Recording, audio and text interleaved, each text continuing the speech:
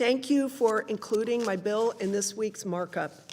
The COVID-19 pandemic response wreaked havoc on our education system by isolating children and cutting them off from in-person learning and school sports.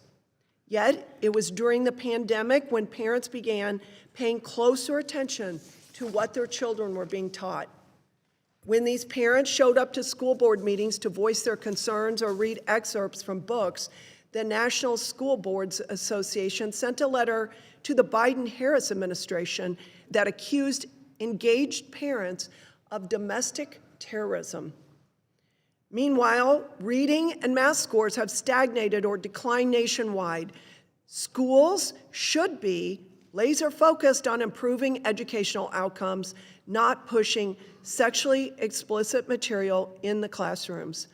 Yet, in many schools, inappropriate content is available to children in kindergarten. And I've seen and read some of this curriculum. I've been married 46 years. I am embarrassed to talk about what we are putting in front of our children. What we're talking about is obscene, and it's being funded by taxpayer dollars. In fact, books like Genderqueer, Lawn Boy, and It's Perfectly Normal are so explicit that even their authors admit they were never intended for children. According to Max Eden from the American Enterprise Institute, if a stranger were to read these books to a fourth grader on the street, he might be arrested and prosecuted. Additionally, parents are frequently prohibited from reading these books at school board meetings.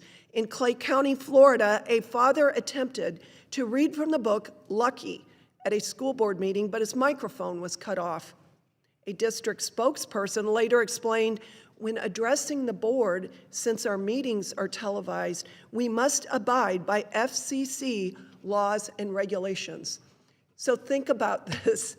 What we're using taxpayer-funded dollars to put in front of our children is prohibited under FCC laws and regulations. In Asheville, North Carolina, a local pastor was interrupted by school board officials while he read from It's Perfectly Normal, to which he replied, if you don't want to hear it in a school board meeting, why should children be able to check it out of the school system?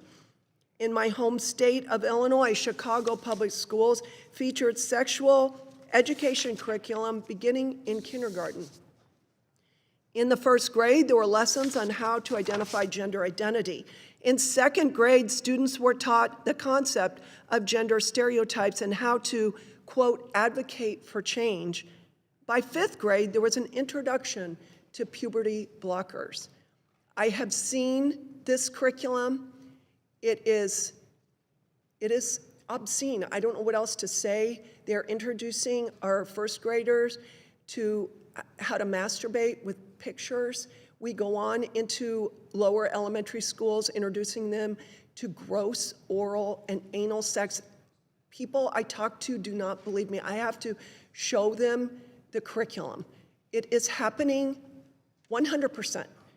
They are using taxpayer dollars for it. That is why I've introduced H.R. 7661, Stop the Sexualization of Our Children Act, to counteract students' exposure to inappropriate content by prohibiting the use of federal taxpayer dollars to promote sexually explicit materials. The ANS simply makes a technical change.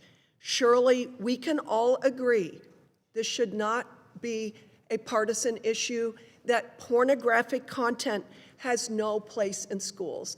And I can tell you, as someone that spent time in a public school classroom, ended up homeschooling my children, there is not time in the day to be able to introduce our children to all the wonderful educational materials and wonderful literature there is. This is the other terrible thing about this, is they are wasting precious classroom time. Therefore, I urge all of my colleagues to support this bill, and I yield back. Thank you.